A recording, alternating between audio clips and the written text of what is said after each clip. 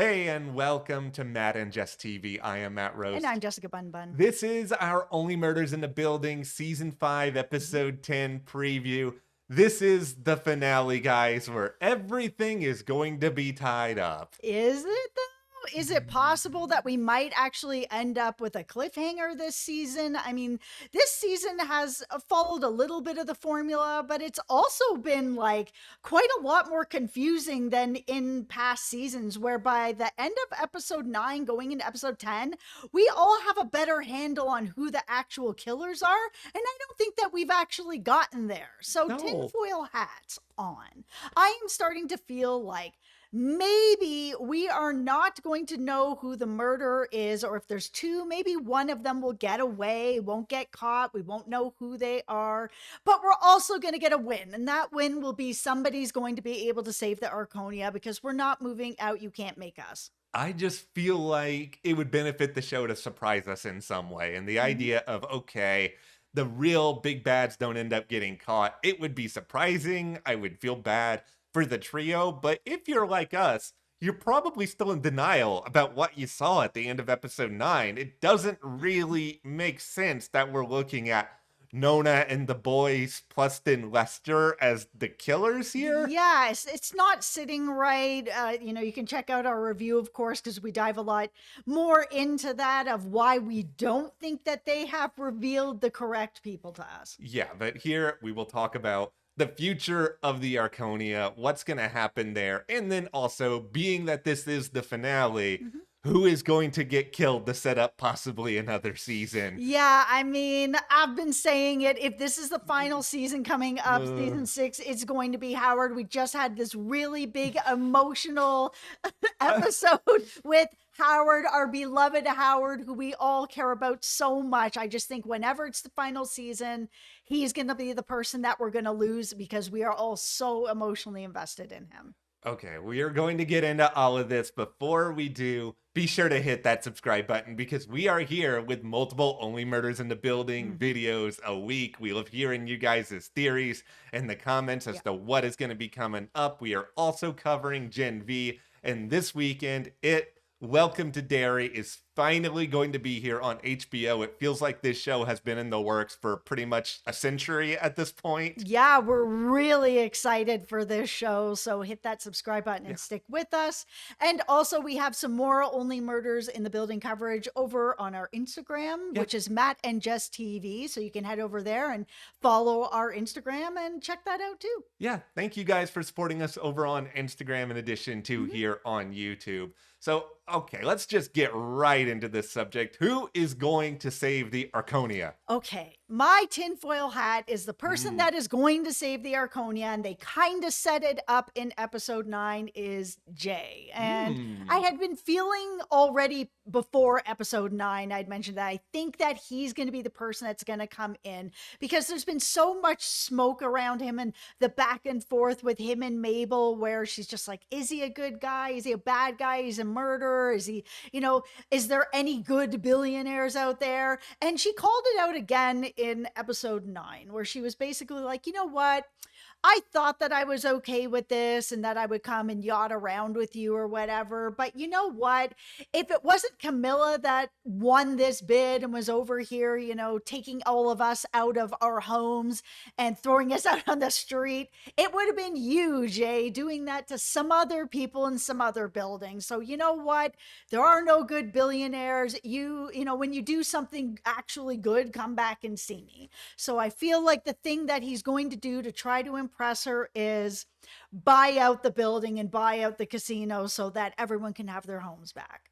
I do think this is the most likely scenario here, where I believe that Jay wants to show that he is a good guy. Now, is Jay a good guy? That's actually a very different question, because if he is doing it just to impress Mabel, then it's saying, oh, I, Jay, am willing to just play around with people's futures just to make one woman happy. I don't know if I really care about any of it, but that's the character that has been set up here from the very beginning when he was recording the social media video with the dog. He cares a lot about perception, but does any of that actually stick with him? Yeah, and I mean, if this is really about Jay changing and looking at himself to do something better, with himself. I wish that they had spent more time with it. But Mhm. if this is just Jay being like, you know what, I'm going to buy a building for the girl that I like.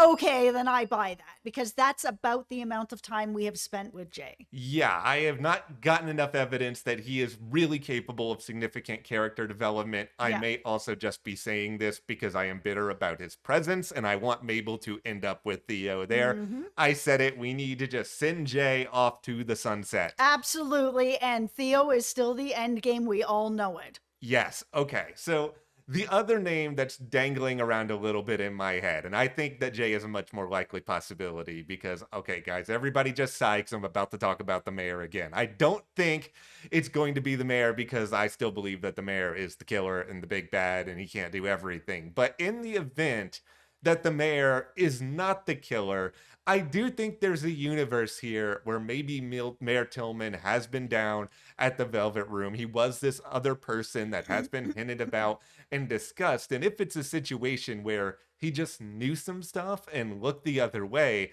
it's not that hard to then envision the trio going to him and saying, "Hey, buddy, Mr. Mayor, you're in the midst of a re-election here. Do you really want to kick these people out? You need to find a way to cancel whatever deals are happening here. Give us at the Arconia our home. Nothing will ever be broadcast. You can still be the mayor again."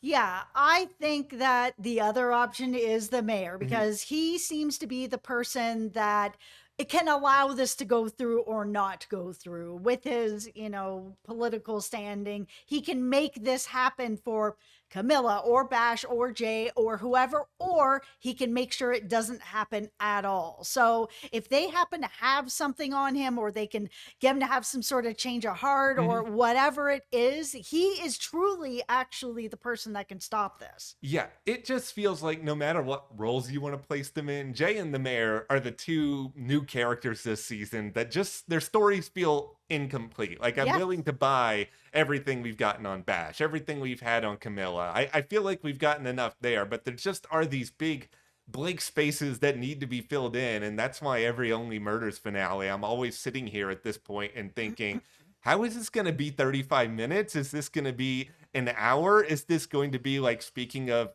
It Welcome to Derry, It Chapter 2, which is almost 3 hours long for some reason? Yeah, the thing is that Jay and the mayor haven't had enough screen time, and typically Mhm. whoever's involved in either something really good or something really bad, the murder, it's the people that haven't had that much screen time, but they've had just enough that you know that they're there. So the mayor just feels like he's such a huge player in this, and I think he's intertwined in so many different ways with Sophia, that he's the person that was having the affair with her, with the billionaires, of who's going to get him to be able to get them their casino and all of that. Like, he just knows too much. He's being pulled in too many directions. And I think the trio are going to be able to pull him. All of this now leads into the next big question of who will the upcoming murder victim be? Now, it's important to note nobody has said as of yet that season 6 is the final one. There No. is a chance. Jess is saying that, Howard would be a good final murder victim. It's hard to really argue with that. Yeah, I mean, I obviously don't want Howard to die, Mhm. and I don't think anybody does, but I do know that besides this season with Lester, typically if you're the victim, you end up getting like really good episodes, like the bunny episode. The Yeah. whole season was Saz, I mean, was really emotional. Like, if we just had him as the victim, I feel like we would get a really amazing season of Howard. I do think there's a decent chance that's coming. Either Howard's going to be the final victim or Howard's going to be the big bad. We Or can't. he's going to be both. That Oh, that he was the person who was pulling all the strings, and he's this big bad through all the seasons, and he's been killed. And that's how they're going to get the answers to everything. I actually think he's both. all right. Now we're really cooking with gas here. Okay, so I don't feel like season 6 is going to be the final one. I say this mostly just because I've yet to hear any cast members suggest this. It seems Mhm. like Steve Martin, even though, he's had a really long career, he's Mhm. talked about not wanting to do another full-time gig after this show. It doesn't seem like he's ready to throw in the towel just yet. Mhm. So I'm going to sit here and be like, all right, we've had Lester, we've had somebody very close to the Arconia.